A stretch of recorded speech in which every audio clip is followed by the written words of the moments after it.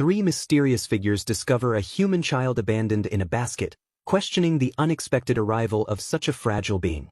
The swordsman immediately plans the infant's future as a warrior, noting the boy's small hand while declaring he will one day hold a sword. The priestess counters with her own ambition to mold the sweet child into the greatest healer the world has ever seen. Not to be outdone, the mage proclaims he will raise the boy as his successor to become the strongest of all mages. Amidst their grand declarations, the child is given the name Will. Years later, a slightly older Will rides swiftly through the dense forest atop his giant wolf companion. Will senses a pursuer and alerts his wolf Schultz, confirming they are being tracked by a hostile force. A massive green ogre bursts through the trees with a terrifying roar, forcing Will and Schultz to scramble for safety. The monstrous ogre screams in fury, its massive form shattering the surrounding timber. Will leaps onto a tree branch and commands Schultz to distract the beast so he can launch a counterattack. Schultz nimbly dodges the ogre's massive club, drawing its attention away from the young warrior. Drawing his blade, Will condemns the ogre for destroying the forest and harming its animals before preparing to strike. With incredible agility, Will jumps from the tree and plunges his sword toward the distracted monster's neck. Screaming with effort, Will drives the blade home, causing the massive ogre to reel back in pain. Will follows through with a decisive slash, severing the threat and silencing the beast's roar forever. He lands gracefully on the ground as the massive body of the green ogre crashes into the dirt behind him. Will immediately turns his attention to the injured forest animals, casting a healing spell to restore their health. A cured rabbit nuzzles against his cheek, and Will laughs softly, accepting the creature's affection as a thank you. The tender moment is ruined when a telepathic voice scolds him for skipping sword practice, terrifying Will. Realizing he is late, Will frantically bids farewell to his animal friends and sprints away to face his mentors. He displays impressive agility as he hops across river stones to make up for lost time. Schultz pulls up alongside him and orders Will to get on his back so they can travel faster. Will happily agrees and mounts the wolf, racing back home while reflecting on his origins. As the wind rushes past, Will thinks back to the fact that he was once a lonely orphan. He wonders if he was abandoned due to famine or war, though the specific reason for his solitude remains unknown. His earliest memory is of drifting helplessly down a river in a small, basket-like boat. Fate intervened when a mysterious traveler encountered his drifting vessel and saved him from the waters. A massive bird carried his basket away from the river, lifting him high into the sky. The great bird flew him toward the peaks of a secluded mountain range, far away from human civilization. He was brought to the sanctuary of the fated gods, who would become his new father, mother, and teacher. His guardians were revealed to be Ronin the god of swords, Vandal the god of magic, and Miria the goddess of health. Watching over them all was Reyes, the god of omnipotence and the one with 1,000 avatars who took him in. This isolated paradise where the gods reside is known to the world as Table Mountain. High atop the plateau stands a cozy, rustic home where Will's unique upbringing took place. Arriving at the house, Will is greeted by a shirtless Ronin who gruffly notes that he is finally back. Will smiles brightly at his divine family, grateful for the life he has been given by the gods. Ronin demands to know where Will was loitering, clearly annoyed that the boy is late for training. Vandal sighs and reveals they already knew about the green ogre, making Ronin look foolish for asking. Miria rushes forward in a panic to check if her cute little Will is alright after fighting a monster. While Ronin takes credit for Will's victory, Miria smothers the boy in a hug as he assures them he won without a scratch. Ronin announces that today's practice is starting and commands Will to get ready immediately. Miria interrupts in a panic, insisting that training is out of the question since Will just returned from a dangerous situation. Furious at the swordsman's insensitivity, Miria claims it is her turn to teach and sweetly suggests they study healing instead. Vandal joins the chaotic argument and invites Will to come study history with him, completely ignoring the others. The three guardians lock eyes in an intense glare, sparks of rivalry flying as they silently battle for control over Will's schedule. Ronin breaks the deadlock by slyly offering a bribe, promising to give Will a specific dagger he has been wanting if he performs well. Will's eyes sparkle with excitement as he immediately agrees to practice with his father, captivated by the promise of the weapon. Ronin laughs triumphantly and rubs Will's head, relishing his victory while a frustrated Miria clicks her tongue in annoyance. A massive wooden stump crashes down onto the training ground with a heavy thud, setting the stage for the lesson. Ronin explains that to pass the day's training, Will must cut through the massive stump using only sword pressure. Stepping forward to the target, Ronin tells Will to watch closely as he demonstrates how the technique is properly executed. The god of swords settles into a powerful stance, his expression hardening as he focuses his immense aura into the blade. With a blinding flash of speed, he unleashes a slash so powerful that the pressure alone shears through the target. The top half of the massive stump slides cleanly off the base, leaving Will gaping in absolute shock at the display. Will exclaims that the feat was amazing and expected of his father, while Ronin coolly brushes it off as a simple task. Ronin sits down to enjoy tea with the others and casually tells Will that it is now his turn to attempt the strike. Will stands before a fresh target, raising his sword high as he focuses his mind to mimic the divine technique. Will swings his blade with a shout, but Ronin immediately critiques the form, warning that such a weak swing would not even cut a twig. Watching the boy struggle, Ronin quietly wonders to himself if perhaps it is too soon for Will to master this technique. Will grits his teeth in frustration, admitting to himself that he cannot quite grasp the essence of the move. Closing his eyes to visualize the strike, Will tries to recall exactly how his father moved and extends his awareness to the very tip of the blade. His eyes snap open with intense focus, and he unleashes a powerful swing driven by his visualization. The force of the blow causes the stump to explode into splinters, shocking Ronin and the other gods who witness the destruction. Will turns back with a bright smile to ask how he did, while a sweating Ronin stammers out an awkward confirmation. Regaining his composure with a forced smile, Ronin agrees that Will passed and says he will bring out the reward. Ronin presents the beautifully crafted dagger, handing it over to the eager boy as promised. Will runs excitedly to Schultz, holding the weapon high and cheering that he got a new dagger. Ronin watches him go, muttering in disbelief that he had instructed the boy to cut the target, not obliterate it. He realizes with a mixture of shock and pride that Will completely blasted the wood to bits with raw power. Will proudly shows off his new weapon to Vandal, asking if it looks cool, while the old mage observes with keen interest. Not wanting to be outdone, Vandal asks Will if he would like to receive a gift from him as well. Vandal offers a tome on fire dragon magic, but Will casually reveals that he has already memorized that one. Vandal is stunned, asking in disbelief if the boy really understood a book written entirely in the ancient magic dialect. Will confidently confirms that he can speak the dialect fluently and is capable of using any spell contained in the book. Will prepares to demonstrate immediately, while Vandal mutters that he cannot believe such a feat is possible. Will raises his hands and begins to channel mana, his expression shifting to one of intense focus as he casts the spell. He unleashes the powerful spell Firestorm, summoning magic into reality. Will smiles innocently at his display, while a dumbstruck Vandal confirms that the boy truly cast Firestorm. Miria approaches with a small squirrel in her hands, noticing the commotion and wondering what Will has done now.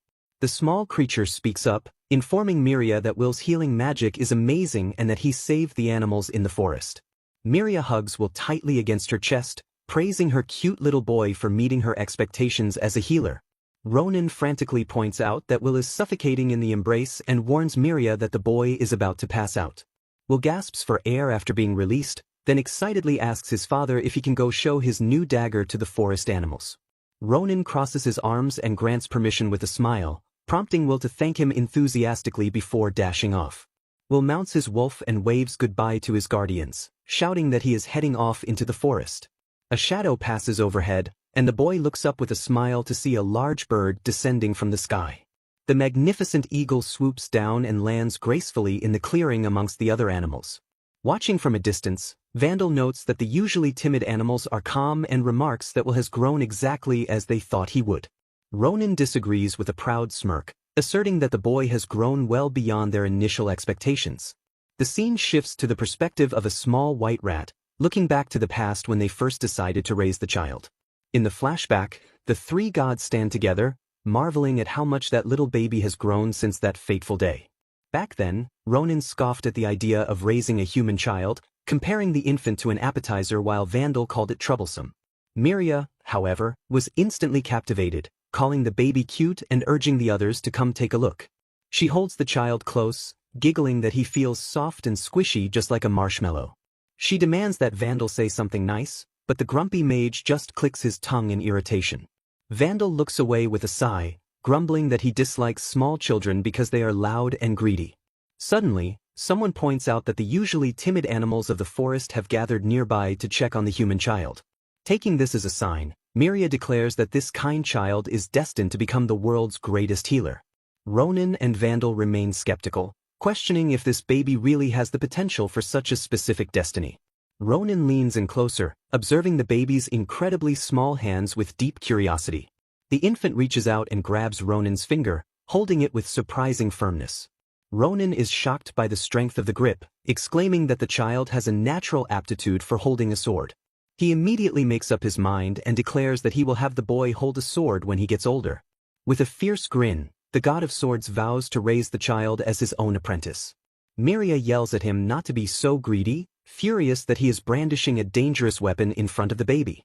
The two gods erupt into a loud argument over whether the child is fit to be a swordsman or a healer. Vandal asks why he should care about such things, but then he notices the baby staring directly at him. The baby glares intensely at the old mage, prompting Vandal to make a silly face back at him.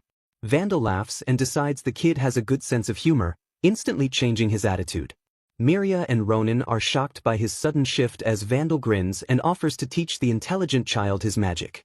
A thundering voice interrupts the chaotic argument, ordering all three of them to cut it out immediately. The gods cower as Reyes threatens to take the child to another world if they continue to quarrel and push their views.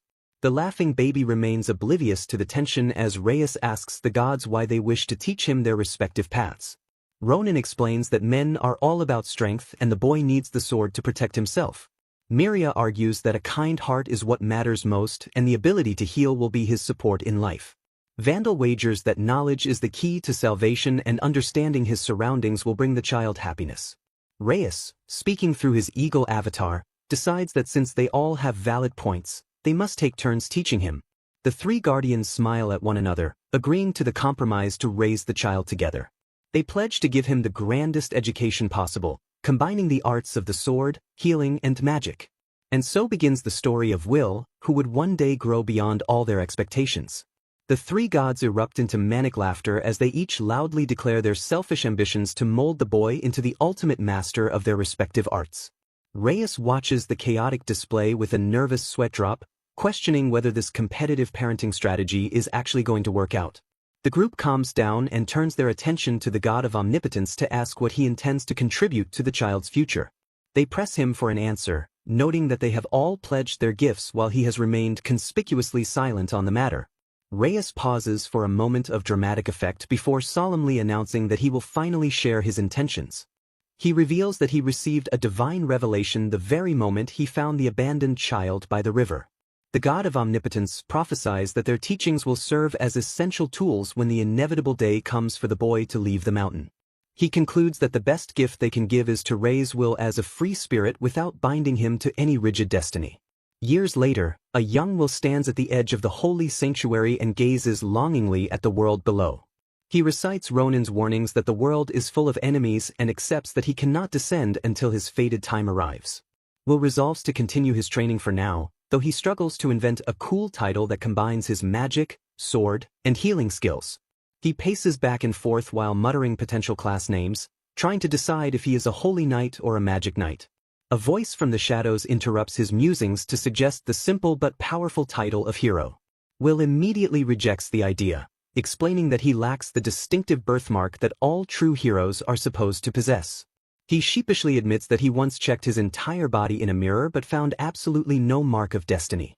The unseen speaker scoffs at this requirement and asks why something as trivial as a skin mark should matter. The voice defines a true hero as someone who risks their life to protect the defenseless, regardless of what marks they bear. Will is struck by this profound new definition and repeats the word with a sense of dawning realization. The speaker assures him that he is already a hero to everyone who lives and thrives on this mountain. Will processes the compliment with a quiet sense of wonder, letting the reality of the title sink in. He looks down at his hands as he accepts that he doesn't need a birthmark to be something great. A bright smile breaks across his face as he proudly embraces the title of this mountain's hero. Will laughs to himself, deciding that being the hero of the god's sanctuary is a pretty amazing start. Back at the house, Miria causes absolute chaos in the kitchen as she tries to cook, forcing the others to intervene before she burns the meal. Time flows peacefully over the isolated sanctuary until 7 years have drifted by in a flash. An older Ronin scratches his head in annoyance as he wanders the grounds looking for the teenage Will. A 14-year-old Will emerges from the foliage and thanks the forest spirits for alerting him that his mother is calling. The boy who was raised by gods stands ready to face his destiny as the age of departure finally arrives. In a grand temple bathed in light, a priestess named Luna Maria kneels in devout prayer at the altar. She offers her spirit to the earth's great mother goddess and receives a divine oracle in response to her prayers. An attendant calls out to her in confusion, asking where Lady Luna Maria is heading in such a hurry. Luna Maria turns with a determined expression and announces that she has received a direct revelation from the goddess. She declares her destination is the Forbidden Gods Mountain, for that is where the Lord Hero resides. Meanwhile, deep in the forest, Will practices his swordsmanship by slicing a falling apple into perfect segments mid-air. He sheathes his blade in a blur of motion and catches the falling fruit pieces before they can touch the ground. Will takes a bite of the fresh fruit and hums with delight, exclaiming that it tastes absolutely delicious. He turns to his giant wolf companion and offers a slice, encouraging Schultz to eat some as well. Will looks out over the forest canopy, closing his eyes to enjoy the refreshing sensation of the mountain breeze. Schultz remarks telepathically that humans grow up frighteningly fast, noting how small Will was just a short while ago. The wolf looks at the boy with solemn eyes and asks for confirmation that Will is indeed planning to leave the mountain. Will pauses for a moment before offering a gentle, slightly sad smile and confirming that he is going. He recalls the moment he told Father Reyes of his decision to descend the mountain and become a savior to the world below. The memory continues with the god affirming his choice, agreeing that the world is in dire need of someone like Will. Will had hesitated, worried that after he was gone, there would be no one left to protect the forest animals from harm. Back in the present, Will laughs at the memory and calls the wolf cheeky for bringing up his old worries. Schultz puffs out his chest and assures Will that Hachi the bear and other strong fighters can handle the mountain's defense. Will firmly tells Schultz he cannot come along, despite the loyal wolf's insistence that he wants to join the journey. Will teases Schultz about his duties to his mate Weiss, urging the wolf to hurry up and get married instead of following him. The two lifelong friends walk side by side through the sun-dappled forest, enjoying their final moments together. Will stops to gently stroke the wolf's fur, whispering a heartfelt thank you for everything Schultz has done for him. Schultz nuzzles him back, reminding Will that this mountain is his home and he can return whenever he wishes. Will buries his face in the wolf's thick mane, sharing a silent, emotional embrace with his first friend.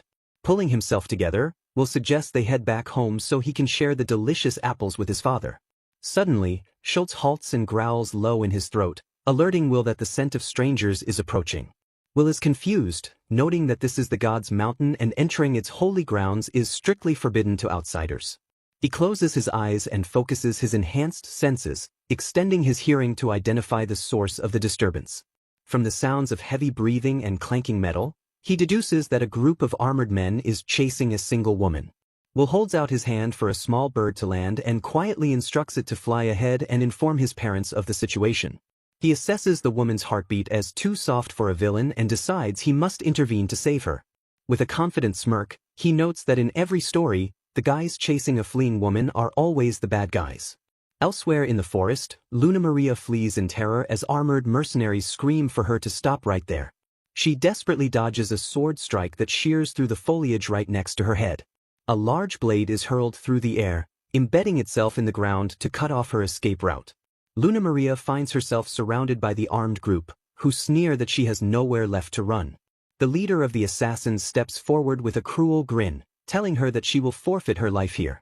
Luna Maria stands her ground defiantly, declaring that her life belongs to the gods and cannot be taken by barbarians. She glares at her captors and demands to know who instigated this cowardly attack on a servant of the gods. The assassin scoffs at her question, raising his hand to signal the kill while stating he has no need to answer her. One of the armored men mocks Luna Maria, taunting her to ask her goddess for help while swinging his weapon. Luna Maria barely manages to dodge the lethal strike as the heavy blade crashes down beside her. The assassins surround the lone priestess, sneering that she has no escape and declaring they will end her life right there. With a collective roar of "Die!" the group lunges forward simultaneously to deliver the finishing blow. Will and Schultz burst onto the scene in a flash of motion to intercept the attack and protect the woman. Will lands defensively in front of her and immediately asks if she is okay, his eyes locked on the enemies. The assassins recoil in confusion, startled by the sudden appearance of a child and a massive wolf. Will glares at the intruders, wondering what armed men are doing in such a remote place far from any town. The leader recovers quickly and orders his men to kill the witnesses, deciding to slaughter them all together. Will sighs, realizing he doesn't need to hold back against such obvious villains, and signals Schultz to get ready. He turns to the priestess with a confident smile and assures her that he will save her now. Luna Maria gazes at her rescuer and reverently addresses him as Lord Hero. Will is taken aback by the title, muttering in confusion while noticing for the first time that she is wearing a mask. Recovering his composure, Will announces that this is the God's Mountain and entry is strictly prohibited. He offers the mercenaries a chance to live, telling them he will let them go if they leave immediately. The assassins ignore the warning and charge forward, screaming their intent to kill both the boy and the priestess. Will sighs at their foolishness and gives Schultz the signal to engage the enemy. Moving with godlike speed, Will slips past the first attacker's guard before the man can even react. He calculates that he could easily cut through their armor if he wanted to but decides on a different approach. Will unleashes a powerful punch directly into the soldier's face, shattering the man's guard with blunt force. He weaves through the chaotic melee, dodging strikes and countering with precision blows that send enemies flying. The assassins panic as they lose sight of him, unable to track his movements with their eyes. Will lands safely and declares that he is done, signaling the end of the brief skirmish. He sheathes his weapon and turns back to Luna Maria to ask if she has been injured. Luna Maria praises his fantastic skill, but Will simply confirms he isn't hurt and brushes off the compliment. Suddenly, Will blushes furiously, realizing this is the first time he has ever seen a human woman. Attempting to regain his focus, he asks her what she meant by calling him a Lord Hero earlier. Luna Maria bows respectfully and apologizes for intruding on the holy mountain and bringing trouble to his doorstep. She introduces herself as Luna Maria, a blind priestess dedicated to serving the great mother goddess. Will recognizes the name of the deity, recalling that Vandal taught him about the ancient goddess of fertility.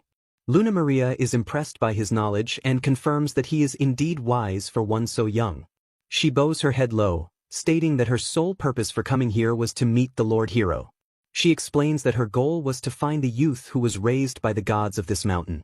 Will is stunned by her words, repeating the phrase, raised by the gods, in disbelief. He awkwardly points out that he doesn't have the mark of the hero, suggesting she might be mistaken.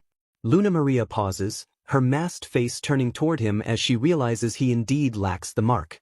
However, she notes that he is the only human in existence who has been raised by the gods. She smiles gently, asserting that there is no mistake and that he is the one she sought. She declares her faith in the oracle, which foretold that the savior would possess the power of the god's upbringing. Luna Maria looks at him with absolute conviction, believing he is the one destined to bring harmony to the world. Luna Maria reveals that the assassins were likely hired by heretics who are desperate to prevent the two of them from ever meeting.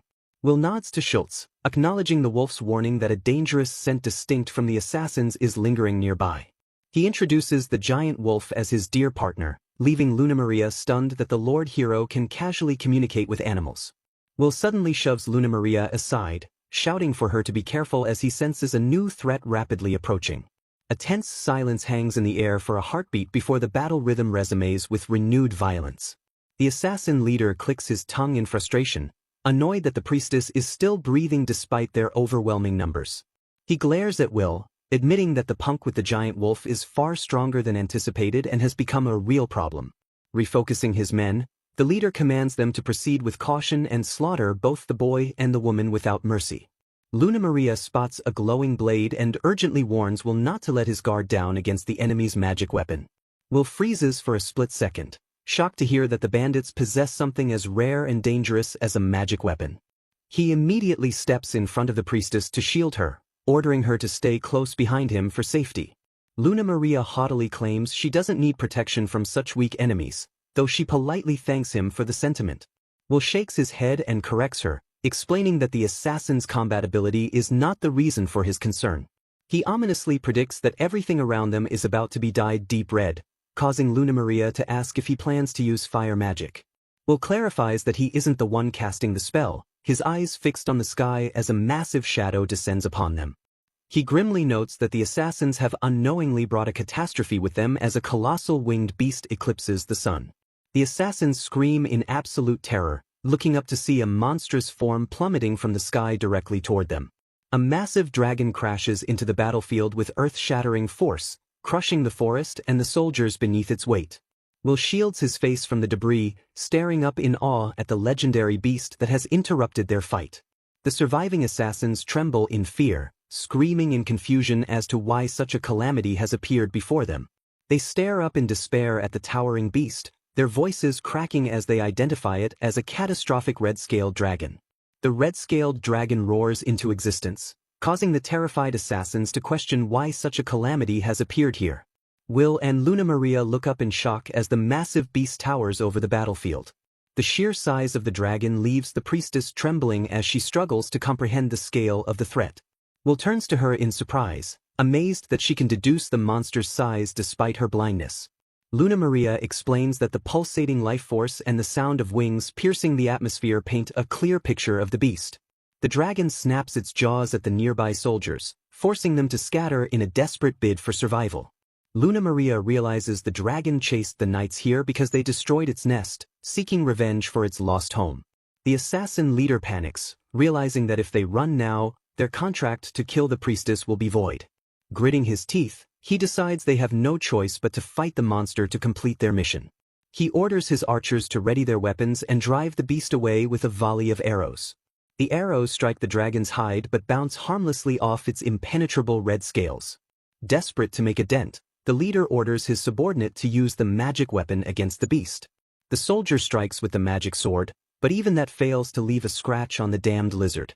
Realizing their weapons are useless, the assassins scream for everyone to run before they become dragon dinner. Will shouts for Luna Maria to stay put as the dragon inhales deeply to unleash its breath weapon. The mercenaries scramble over each other in a pathetic display of fear as they flee from the impending doom. A torrent of searing flames engulfs the forest, incinerating everything in its path with terrifying heat. The assassin leader watches in horror as the inferno consumes the area where they just stood. Will steps into the fray, questioning the meaning of this senseless destruction while shielding the area. He lectures the stunned assassins that their deaths would grieve their families and resolves to stop the forest from burning.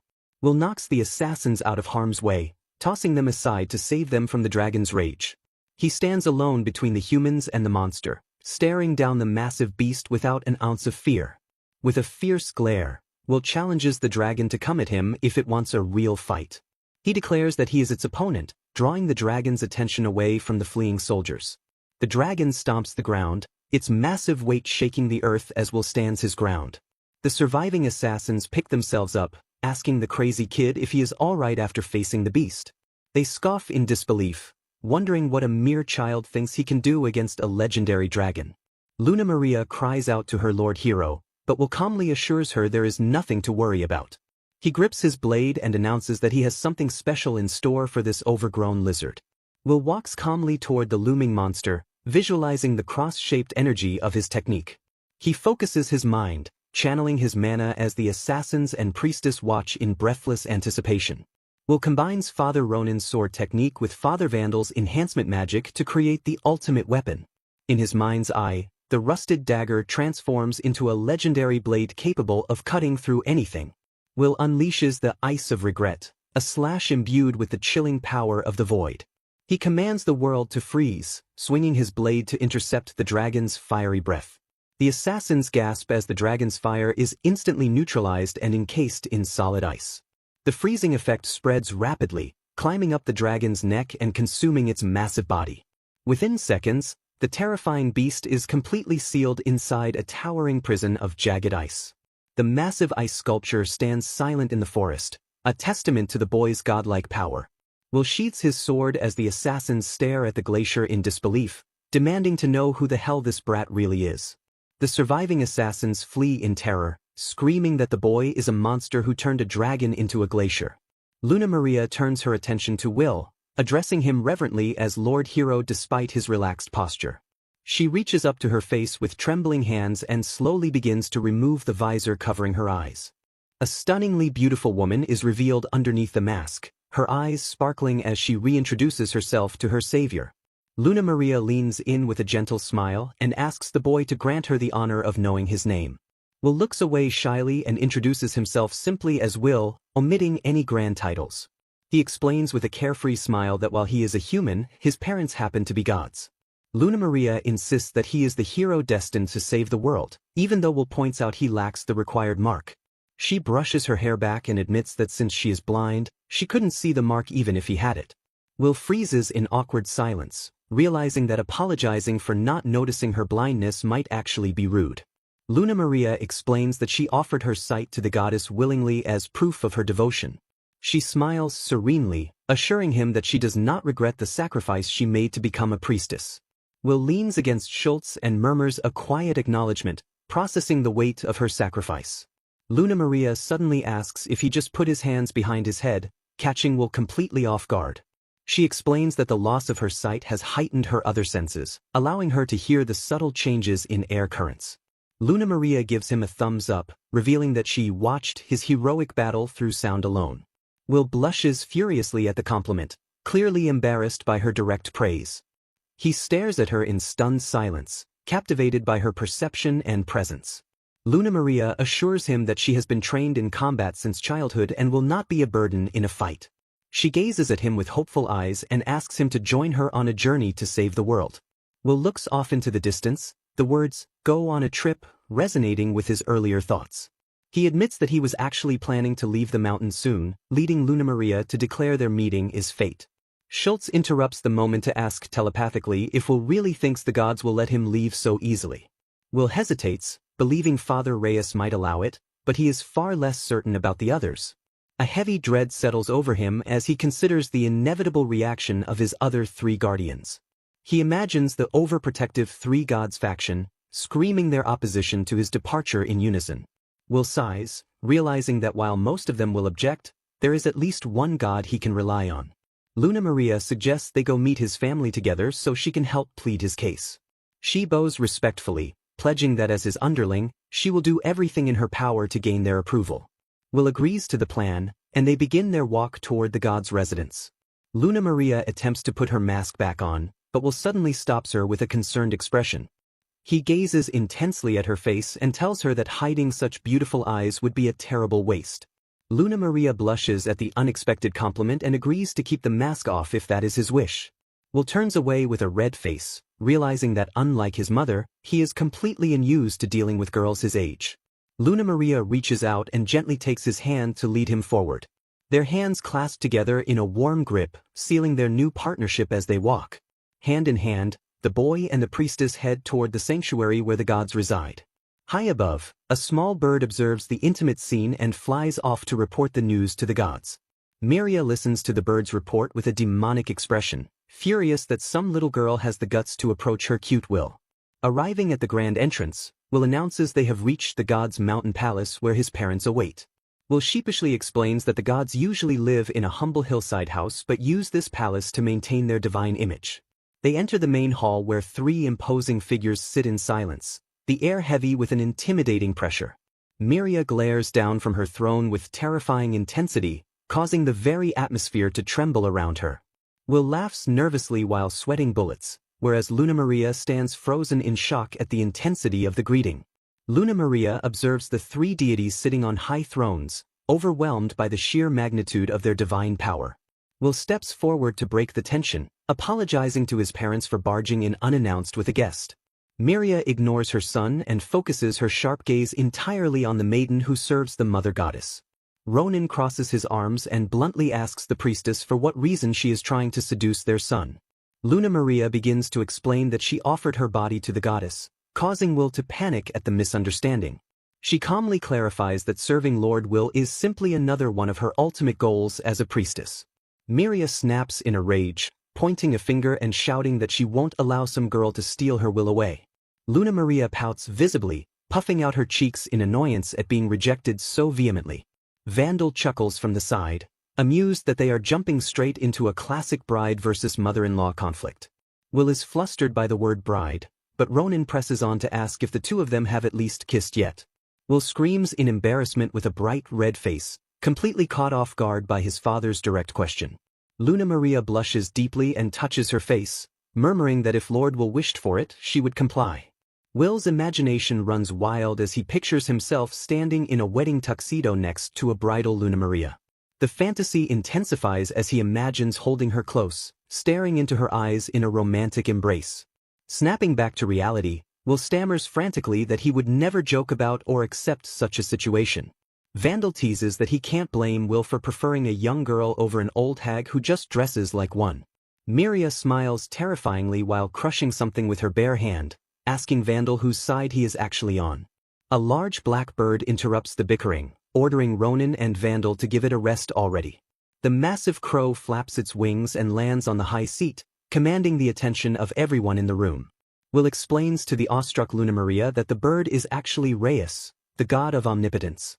Reyes addresses the priestess directly, asking if it is true that she wishes to leave this place with Will. Luna Maria looks up with determined eyes and firmly answers yes to the god of omnipotence. She explains that Will is fated to leave the mountain to know the world, and she came to assist him. Will steps forward to join her, declaring to Father Reyes that he also wants to leave on this journey. He looks at the priestess and confesses that she is the very first human friend he has ever made. Luna Maria stares at him with wide, touched eyes, clearly moved by his declaration of friendship. The bird form of Reyes looks down and decides to leave the final decision up to Will himself. Ronan suddenly interrupts the moment, shouting for them to hold on just a second. The god of swords draws his blade, declaring that neither he nor the other gods have accepted this departure. Vandal chimes in with a sinister look, stating that he actually hates the saying about setting loved ones free. He argues that it is a parent's sworn duty to protect their child from seeing the evil and temptations of the world. Miria agrees with a dark expression, vowing that she will defend him from everything the outside world holds. She proposes a compromise, stating they will allow the journey only if the two of them can pass a trial. Vandal and Miria smirk in unison, presenting the challenge as a test of their worthiness to leave. Miria smiles menacingly to herself, inwardly vowing to ensure that this girl never gets close to her cute Will again. Luna Maria turns to Will with a beaming smile, eagerly confirming her readiness to face whatever challenges lie ahead. Will pumps his fist and declares with absolute confidence that the two of them will definitely clear this trial together. Turning to the gods, Will boldly points at Vandal and demands the old man start the test, earning a smirk from the mage. Vandal bristles at the lack of respect, scolding the boy for calling his elder a brat while preparing his magic. Despite the insult, the god of magic raises a glowing finger to initiate the trial, deciding to proceed with the lesson. With a casual wave of his hand, Vandal summons two ornate chalices from thin air to serve as the vessels for the test. Water magically flows from the ether to fill the cups to the brim, splashing gently as it settles. Will stares blankly at the object in his hand, confused that the divine trial involves nothing more than a simple cup of water. Vandal points toward a distant mountain peak, instructing them to reach the single cedar tree growing at its summit. The mage lays out the strict rules, giving them exactly 2 hours to reach the goal while carrying the full cups. He emphasizes the severity of the challenge, warning that spilling even a single drop of water will result in immediate failure. Will calculates the distance in his head, confident that he could normally reach the peak in less than an hour. Luna Maria steps forward with a reassuring smile, revealing she has undergone similar training and suggesting they conquer this together. Will agrees with her sentiment, buoyed by the fact that his partner is a trained priestess who understands such discipline. Vandal watches them with an enigmatic expression, seemingly amused by their optimism before the trial truly begins. The three gods announce they will await the pair at the finish line and signal the official start of the exam. The forest stands tall and silent around them as the start signal fades, marking the beginning of their journey. Will stretches his limbs to loosen up, asking the priestess if she is fully prepared to move. Luna Maria confirms she is ready, addressing him formally as she prepares to follow his lead. Will counts down and dashes off with incredible speed, launching himself into the forest with Luna Maria trailing behind. Luna Maria's eyes widen in panic as she realizes the pace is too fast, stammering out a shocked cry to her partner. Will skids to a halt and turns back, noticing her distress and asking what is wrong. She frantically points out the obvious physics problem, asking how the water won't spill if they run at full sprint. Luna Maria stares mesmerized into her cup, noting the gentle rippling sound and the precarious nature of the liquid. She apologizes profusely, admitting that running at his superhuman speed makes it impossible for her to save the water. Will stops completely to catch her, realizing his mistake in assuming she could match his physical capabilities. Luna Maria trembles with effort as she stabilizes the cup, thanking him for slowing down so they can walk instead. The pair proceeds through the forest at a walking pace, surrounded by curious animals watching their progress. Walking behind him, Luna Maria marvels at Will's perfect stability, noting that his stance doesn't waver in the slightest. However, anxiety begins to set in as she realizes 40 minutes have already passed with little distance covered. Will stops and turns with a serious expression, warning that they won't make the time limit at their current sluggish pace. Luna Maria looks down in shame, admitting she lacks the confidence to move any faster without failing the objective. Will assesses their surroundings and proposes a risky solution, suggesting they take a dangerous shortcut to make up time. He asks Luna Maria if she is willing to take the risk, knowing that the standard routes are too slow. The priestess resolves herself immediately, declaring she would rather face danger than fail due to a simple timeout. They navigate the rugged terrain of the shortcut, with Will offering a helping hand to guide her over obstacles. Will checks on her condition as they climb, concerned by her heavy breathing and evident fatigue. Luna Maria gasps for air but forces a smile, insisting she is fine despite the physical toll of the journey. With only 30 minutes remaining and Luna Maria at her limit, Will decides they must take a short break to recover. They sit together on the forest floor, gazing up at the distant goal while the clock mercilessly ticks down. Will smiles gently at the worried priestess, assuring her that there is no need to be anxious about the trial ahead. He notices her concern and asks what they should do, prompting Luna Maria to suspect that Vandal foresaw this exact predicament. Will explains that he has run through these woods with the animals since childhood, while Luna Maria marvels at his untiring stamina. Suddenly blushing, Will stammers an apology, fearing that calling her his friend earlier might have been too forward. Luna Maria gazes at him with sparkling eyes, declaring that there is no higher honor than being friends with Lord Will. She asks him about the outside world, curious if there are other humans who possess physical strength comparable to his. Luna Maria notes that while some can defeat dragons, there is truly no one else quite like him in existence. The mention of the dragon triggers a realization in Will's mind, and he shouts that he has found the solution. An hourglass marks the passage of time as the single cedar tree on the distant mountain awaits their arrival. Back at the finish line, Miria sips her tea with elegant composure while waiting for the pair to fail. Vandal observes her relaxed demeanor and remarks that she is acting rather calm given the situation. The god of magic smirks knowingly beneath his hat, hiding his true thoughts on the trial's outcome.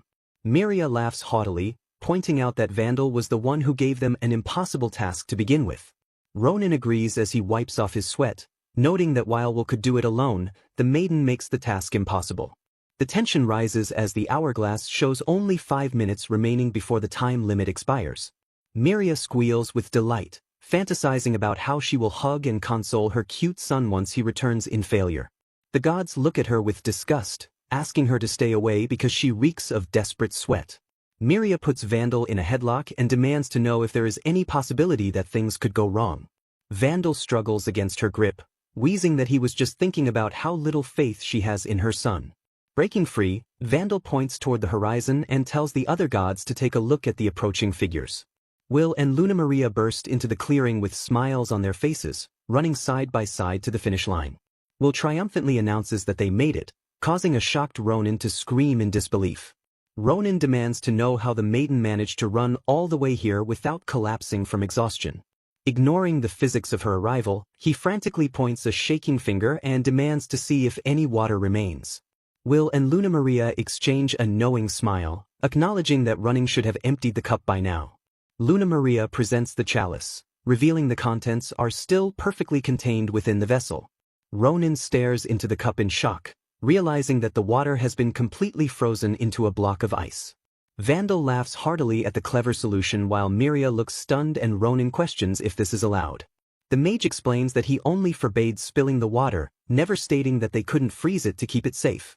Will grins, explaining that he remembered his battle with the dragon and used the same freezing concept to solve the puzzle. Vandal cuts the celebration short, pointing out that Will has very little time left on the clock. He extends his hand and reminds the boy that he has not yet technically delivered the cup to him. Will hurriedly steps forward to complete the trial, handing the vessel over with a confident confirmation. The ice melts instantly with a gentle ripple as the magic dissipates, returning the liquid to its original state. Vandal lifts the chalice to his lips and takes a long, deliberate sip of the water they carried. He smiles with satisfaction, declaring that the water tastes really good after such a journey. Vandal officially announces that they have passed the first trial, acknowledging their success. However, he immediately darkens the mood by warning them not to get ready to party just yet. He reveals that there is no time for rest because the second trial is starting right now. Will flinches as Vandal directs his attention to the God of Swords, signaling it is Ronin's turn. Vandal prods the grumpy swordsman to do what they talked about and stop loafing around. Ronin complains about the mage's attitude while slamming a massive object into the ground with a heavy clunk. A magic circle lights up beneath their feet, signaling the start of the combat phase of their examination. Ronin summons Vandal's training golem and declares that Will must fight it to prove his worth. Vandal introduces the massive stone construct as his personal training golem, setting the stage for the physical combat trial. Will and Luna Maria stare in shock at the imposing magical construct that has suddenly appeared before them. Ronin explains that he hates complicated schemes and prefers a straightforward test of strength against the golem. Vandal cackles in the background while Ronin dismisses the mage's mockery, calling him a simple-minded musclehead. Will smiles with relief, realizing that a direct fight is something they can definitely handle and pass. He confidently recalls that this specific golem is weaker than Vandal's usual tests and that he has defeated it many times since childhood. Ronin interrupts his train of thought to impose the first condition, stating that the opponent must be fought using only a sword.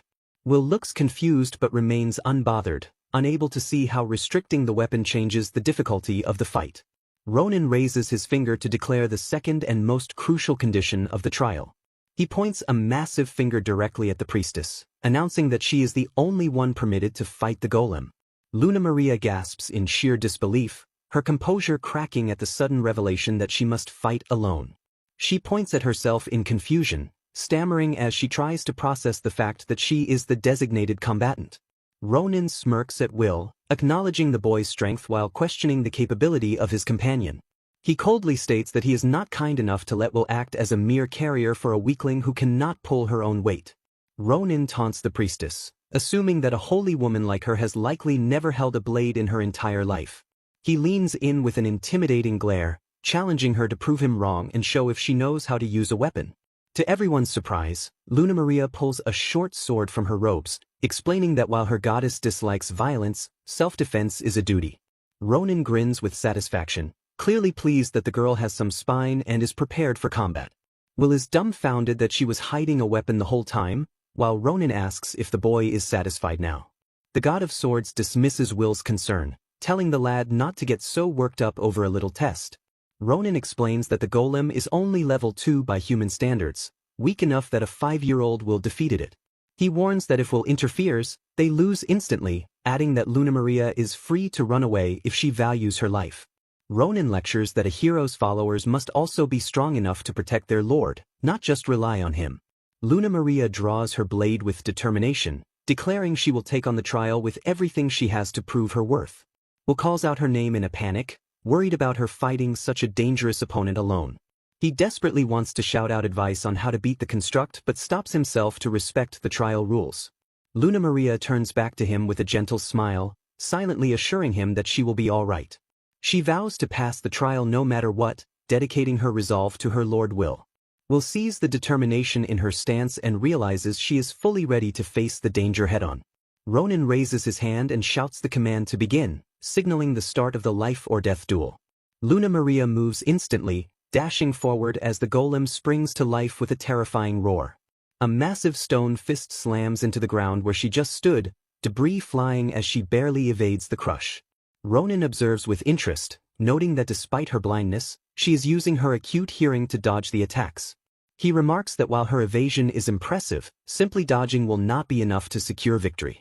Luna Maria darts in close to strike, but her sword bounces harmlessly off the golem's rock-hard exterior. The golem smashes the earth again, forcing Luna Maria to leap high into the air while Will clenches his fists in anxiety. She lands a direct hit on the golem's arm, but grits her teeth as she realizes the stone armor is too solid to cut. The golem swings a massive backhand, its rocky limb tearing through the air with enough force to shatter bone. Luna Maria dodges and counters with a flurry of strikes, swearing that she will keep attacking until she breaks through. The massive stone golem looms over her, its glowing eyes fixing on the small priestess as the battle rages on. Ronin observes the battle with a critical eye, noting that the priestess's attacks are completely ineffective against the stone armor. Will watches in growing desperation, racking his brain for any strategy that might save his partner from being crushed. He turns to Vandal and incredulously asks if that monstrosity is truly a level 2 golem as claimed. Vandal chuckles and admits that while the magic structure is mediocre, he might have poured a little extra mana into it. The mage reveals that while Will could beat it easily, for anyone else, the construct is equivalent to a terrifying level 10 monster. Metal clashes against stone as Luna Maria desperately tries to find an opening in the golem's defense. She grits her teeth in frustration, realizing she cannot even sever the joints of the magically animated statue. Ronin strokes his chin, impressed by the quality of her blade and noting that it is enhanced with holy magic. However, he coldly analyzes that while holy magic destroys the undead, it is useless against a non-living construct. Will realizes that brute force isn't working and decides he must intervene to give her the power she lacks. He prepares to cast a support spell, aiming to buff Lunamaria's physical abilities so she can pierce the stone. Just as mana begins to gather around him, a sharp glare from the God of Swords stops him in his tracks. Ronin interrupts with a stern warning, telling Will that direct interference is strictly forbidden in this trial. He lays down the absolute law that Will cannot buff his partner nor debuff the enemy golem. Ronin smirks and declares that the only tool Will is permitted to use is his voice to cheer her on. Will flinches at the restriction, his hands shaking as his primary method of assistance is stripped away. He swallows his frustration and shouts encouragement, ordering Luna Maria to win this thing no matter what. Luna Maria pants heavily as she dodges another strike, screaming internally at the hopelessness of her situation. Will punches the ground in sheer vexation, hating his powerlessness as he watches her struggle. He desperately analyzes the enemy, convinced that every golem must have a weak point hidden somewhere. Doubt creeps into his mind as he wonders if this trial is simply too difficult for her to overcome. Suddenly, a memory strikes him like a lightning bolt, and he frantically calls out to the god of magic. Will stares with wide eyes, a single word echoing from his past lessons to provide the key to victory. He recalls Vandal's lecture about how golems are artificial beings given life through specific magical construction. The memory explains that during creation, the maker must choose a specific weak point to anchor the magic. Vandal's voice echoes in his mind, revealing that the word Emoth, meaning truth, is carved into the body. The lesson continues that destroying the first letter changes the word to Meth, meaning death, which kills the golem. Back in the present, Vandal laughs that he wouldn't make it easy to find, but Will knows he has destroyed them before. Will narrows his eyes at the battlefield, realizing the magic word must be inscribed somewhere on the golem's body.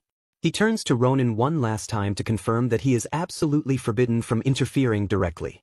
Ronin nods with a smug expression, confirming that Will cannot lift a finger to help physically. Will smirks as he accepts the challenge, deciding to use a spell that technically doesn't target the combatants. He directs the magic inward, declaring that the one he will be buffing is actually himself. He casts Analysis to enhance his vision, allowing him to perceive the flow of mana and locate the golem's core. Will spots the mana concentration and shouts to Luna Maria that the weakness is on the top right of its back. He screams for her to wipe away the word written there to end the battle instantly. Luna Maria hears the command but panics, wondering how she can possibly reach that spot while being attacked. The golem draws back its massive stone fist, preparing to deliver a crushing blow that will end her. Luna Maria steals her resolve and leaps into the danger zone, shouting that she will execute his order. She maneuvers onto the golem's back in a blur of motion, driving her blade toward the hidden seal. Will screams the location of the weakness, prompting Luna Maria to dive fearlessly toward the massive stone back to strike the fatal blow. With a fierce cry, she slashes her blade across the magic seal while Will shouts for her to finish it now. The massive stone construct shudders violently before beginning to crumble and crack apart under the force of the broken spell. Luna Maria lands gracefully as the golem explodes into a pile of harmless rubble, causing Will to cheer in absolute triumph. Will turns excitedly to the God of Swords, shouting Ronin's name to demand acknowledgement of their hard-fought victory. Ronin admits that her swordsmanship was impressive, though he notes the attacks only worked because it was a standard training golem. The God of Swords grins, revealing that his true objective was never to test her strength, but to measure their ability to fight as a team. He explains that he needed to see if Luna Maria would trust Will blindly and how Will would act when he couldn't physically interfere. Light footsteps approach rapidly as the dust settles on the training ground. Luna Maria loses all composure and tackles Will in a celebratory hug, screaming happily that she actually did it. Will freezes in shock, completely overwhelmed by the sudden and intimate contact from the excited priestess. A demonic aura erupts from the sidelines as Miria screams in jealousy, demanding to know what that girl thinks she is doing. Luna Maria hastily pulls away with a bright red face, stammering apologies for her improper behavior while Will blushes furiously. Ronan ignores the chaos to smile proudly at the pair, officially declaring that they have successfully passed the second trial. Miria pouts childishly, frustrated that there is now only one trial left standing between her son and the outside world. She brings a finger to her lips with a sinister smile, her eyes glinting dangerously as she contemplates her move.